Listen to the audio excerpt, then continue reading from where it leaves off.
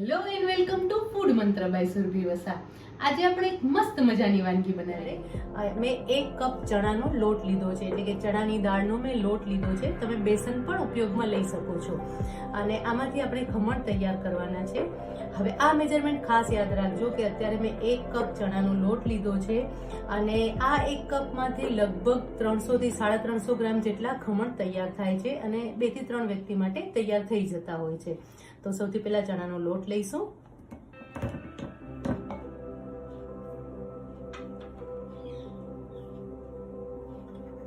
Nylon khaman ખટ્ટા મીઠા હોય છે, એટલે હવે એમાં આપણે 3 ટેબલસ્પૂન ખાંડ ઉમેરીશું.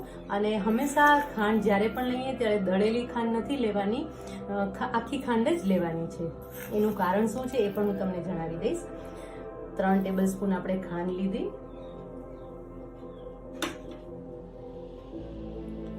2 ટેબલસ્પૂન લીંબુનો રસ ઉમેરીશું. લીંબુના રસની જગ્યાએ તમે લીંબુના ફૂલ પણ લઈ શકો છો. જો લીંબુના ફૂલ લેતા હો તો 5 ચમચી એટલે કે 5 ટીસ્પૂન લીંબુના ફૂલ લેવાના છે. અત્યારે હું લીંબુનો રસ લઈ રહી છું, એટલે મેં 2 ટેબલસ્પૂન લીંબુનો રસ લીધો છે.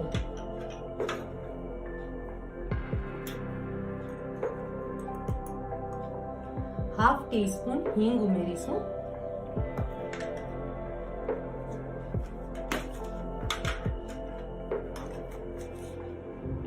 અને 1 ટીસ્પૂન મીઠું લઈશું. આ બધી જ વસ્તુને મિક્સ કરી લઈશું. હવે એમાં પાણી ઉમેરવાનું છે. પાણીનું પણ ચોક્કસ માપ છે. તમે અંદાજે પાણી ઉમેરશો તો ક્યારેક ખીરું વધારે ઢીલું થઈ જશે અને ક્યારેક ખીરું વધારે કડક રહી જશે. તો અત્યારે આપણે હાફ કપ પાણી લઈ રહ્યા છીએ. 1 કપ તમે ચણાનો લોટ લો એની સાથે હાફ કપ પાણી લેવાનું છે. પણ જ્યારે તમે હાફ કપ પાણી લો ત્યારે બધું જ પાણી એક સાથે નથી ઉમેરી દેવાનું. આપણે લગભગ અડધું પાણી પહેલા ઉમેરી લઈશું. એનું કારણ છે કે જો તમે બહારનો ચણાનો લોટ ઉપયોગમાં લેતા હશો ને તો કોઈ વખત ચણાનો લોટ જે છે એ વધારે પાણી પીએ છે, કોઈ વખત ચણાનો લોટ જે છે એ ઓછા પ્રમાણમાં પાણી પીતું હોય છે. એના કારણે ક્યારેક ખીરું વધારે ઢીલું પણ થઈ જતું હોય છે.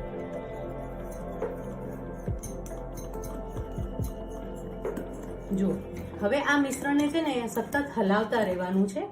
જો મને લાગે છે કે હવે આ ખીરુની જે કન્સિસ્ટન્સી છે એકદમ સરસ પરફેક્ટ આવી ગઈ છે.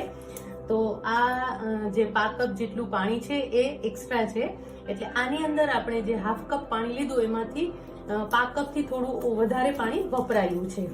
હવે આ મિશ્રણને એકદમ સરસ રીતે મિક્સ કરી લેવાનું છે અને ત્યાં સુધી મિક્સ કરવાનું છે કે એની અંદરની જે ખાંડ આપણે ઉમેરી છે એ સરસ રીતે ઓગળી જાય. હવે આ મિશ્રણ આપણે કેટલું હલાવવાનું છે ને એનું મેજરમેન્ટ આ ખાંડ ઓગળે ને એ જ છે. એના માટે આપણે આખી ખાંડ ઉમેરી છે અને દળેલી ખાંડ નથી ઉમેરતા. આમ કરવાથી શું થશે કે એની અંદર એક સરસ એરેશન થશે અને જે ખમણ છે એકદમ સરસ સોફ્ટ તૈયાર થશે. સરસ રીતે હલાવતા રહેવાનું છે. હવે આ પ્રોસેસ જ્યારે પણ આપણે કરતા હોય ને ત્યારે એની સાથે સાથે આપણે જે સ્ટીમર છે એને પણ ગરમ કરવા મૂકી દેવાનું છે, એટલે કે પ્રી હીટ કરવા મૂકી દેવાનું છે. આ બહુ નાની નાની વાત છે અને નાની નાની ટ્રિક્સ છે જે તમે ધ્યાન રાખશો ને તો હવે ક્યારે પણ તમારે જે ખમણ છે એ બહારથી લાવવાની જરૂર નહીં પડે. ઘરે એકદમ સરસ પરફેક્ટ ખમણ તૈયાર થઈ જશે. એકદમ સરસ રીતે હલાવતા રહેવાનું છે. તમે જોઈ શકો છો કે લગભગ ખાંડ ઓગળવા લાગી છે. હજી એકાદ મિનિટ માટે આપણે હલાવી લઈશું. ખાંડ ઓગળી ગઈ છે અને ખીરુની જે કન્સિસ્ટન્સી છે એ આપણે જોઈએ એવી આવી ગઈ છે. આ રીતની પોરિંગ કન્સિસ્ટન્સી હોવી જોઈએ, લચકા પડતી નથી રાખવાની. હજી આનાથી જો વધારે ઢીલું કરશો ને તો ખમણ તમને એવું થશે કે ના ખીરું સરસ તૈયાર થઈ ગયું છે, પણ ખમણ એકદમ પહેલા ફૂલશે અને પછી બેસી જશે. હવે આ ખીરું સરસ તૈયાર થઈ ગયું છે. હવે આમાં આપણે 1 ચમચી તેલ ઉમેરીશું, એટલે કે લગભગ 2 ટીસ્પૂન જેટલું આપણે તેલ ઉમેરીશું. આ તેલ ઉમેરવાનું રીઝન એ છે કે ઘણા લોકોને જ્યારે પણ ખમણ ખાતા હોય ને ત્યારે ગળામાં ડચુરો આવતો હોય છે. તો આ ડચુરો ના આવે અને ખમણ છે એકદમ ડ્રાય ન થઈ જાય એના માટે આ તેલ ઉમેરવામાં આવે છે. અને તેલ પણ એકદમ સરસ રીતે આપણે મિક્સ કરી લઈશું.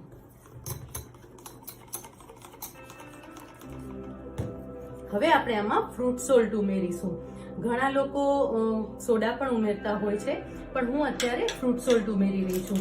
એટલે કે આ જે પેકેટ આવે છે ને, શેષે એક આવે છે, એ આપણે ઉમેરવાનું છે.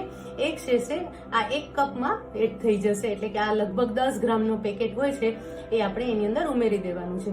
અને આમાં કોઈ પણ ફ્લેવર નથી લેવાની. સિમ્પલી જે આવે છે ને, આવો બ્લુ કલરનો જે પેકેટ આવે છે, એ જ આપણે લેવાનું છે.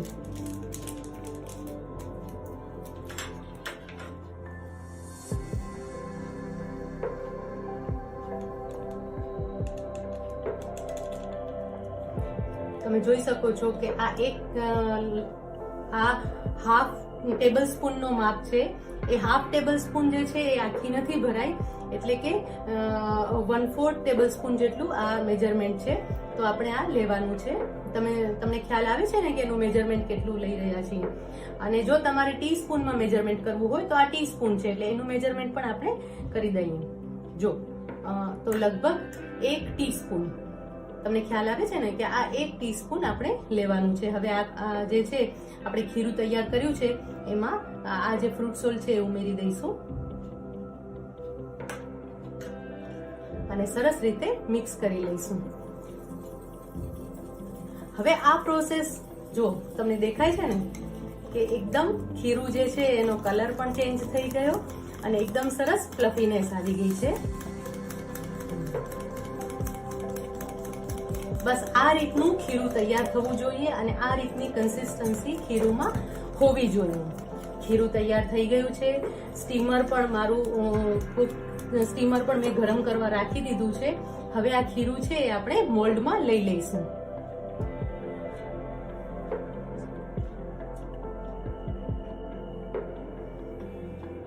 હવે આપણે આમાં ખીરું પોર કરી દઈશું. મેં જે લીધો છે, બાઉલ લીધો છે, એને ગ્રીસ કરી લીધો છે. જે મોલ્ડ છે એને ગ્રીસ કરી લીધો છે અને હવે ખીરું પોર કરી દઈશું. અને બની શકે તો આવો મોલ્ડ લેવાનો, જેથી કરીને જે ઢોકળા છે કે જે ખમણ છે એ સરસ એને હાઈટ વાળા થાય, એટલે કે મોટા એકદમ સરસ તૈયાર થાય.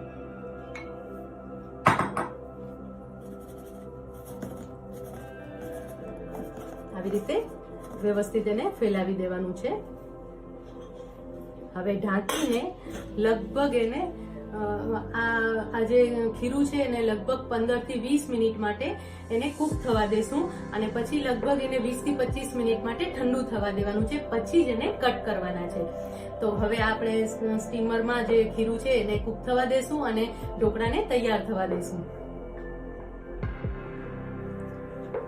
ખમણ માટેનો ઢોકળો એકદમ સરસ બફાઈ ગયો છે. આવી રીતે આપણે એક છરી નાખી અને ચેક કરી લેવાનું છે.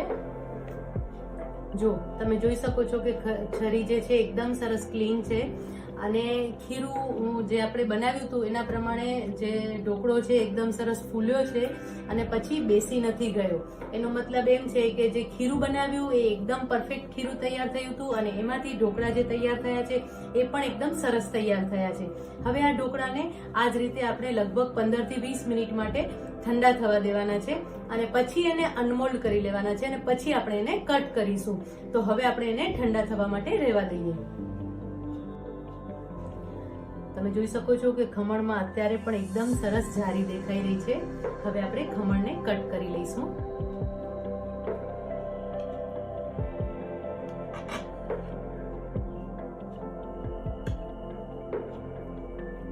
એકદમ સરસ સોફ્ટ ખમણ તૈયાર થયા છે. બાર જેવા જ ખમણ સરસ તૈયાર થયા છે. પણ ખાસ ધ્યાન રાખવાનું છે કે આ ઢોકળો છે એ ઠંડો થાય ને પછી જ કટ કરવાનો છે, નહીં તો ચોટી જશે, એકબીજા સાથે ચોટી જશે અને સરસ પીસ નહીં પડે.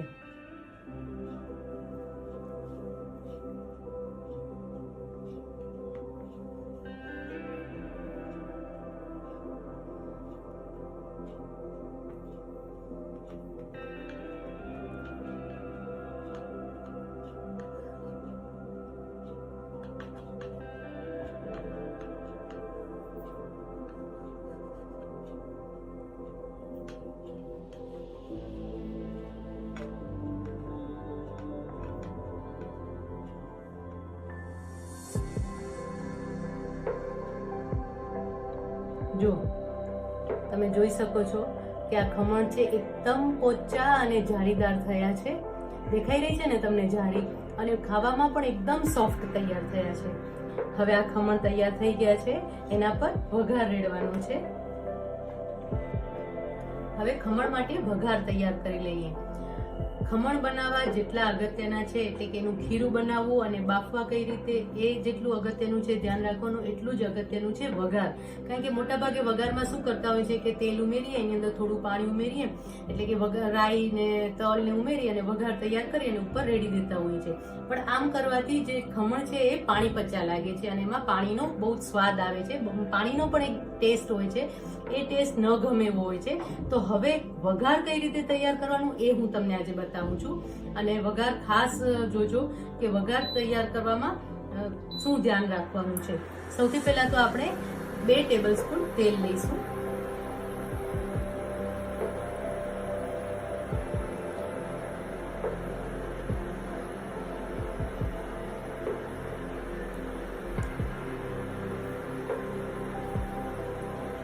તેલ ગરમ થાય એટલે 2 ટીસ્પૂન રાઈ ઉમેરીશું.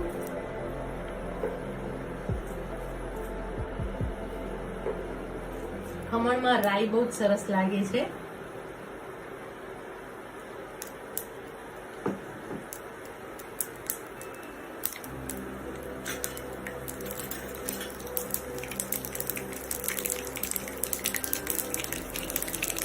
હવે એમાં 2 ટીસ્પૂન તલ ઉમેરીશું.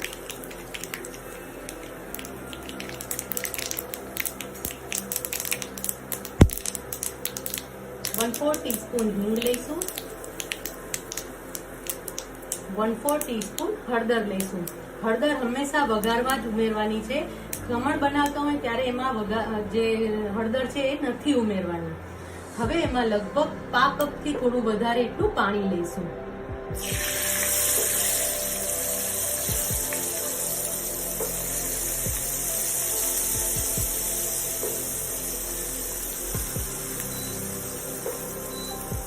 હવે આ પાણીને સરસ ઉકળવા દેવાનું છે.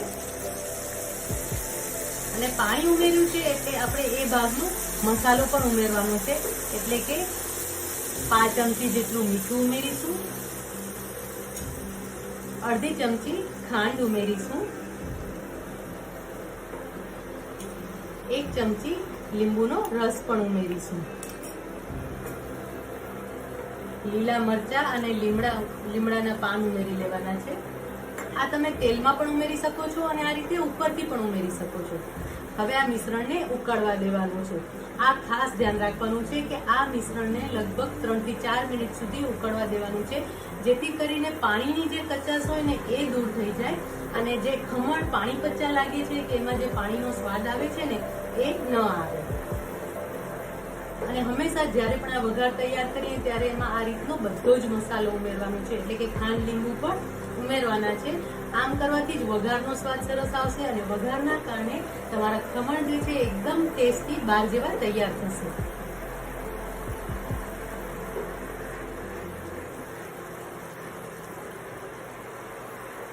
જ્યારે તમે હળદર ખમણમાં ઉમેરો છો, એટલે કે જ્યારે ખીરું બનાવતા હો ત્યારે તમે એની અંદર હળદર ઉમેરો છો, તો એમાં શું થાય છે કે તમે એની સાથે સોડા ઉમેરો છો, એટલે કે ફ્રૂટ સોલ્ટ અથવા તો સોડા ઉમેરો છો.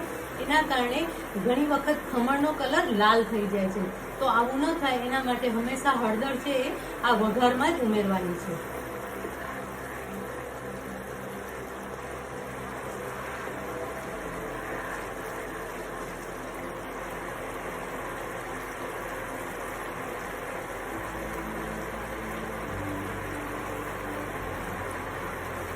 વઘાર સરસ તૈયાર થઈ ગયો છે.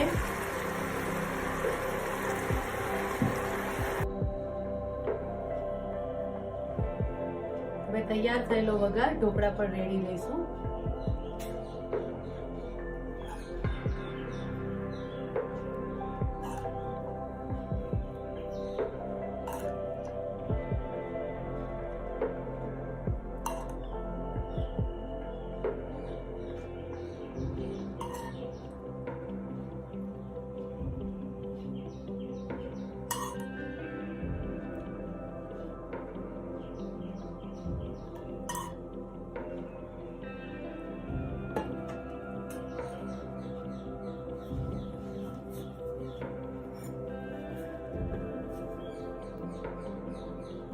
મસ્ત મજાના ઢોકળા તૈયાર થઈ ગયા છે.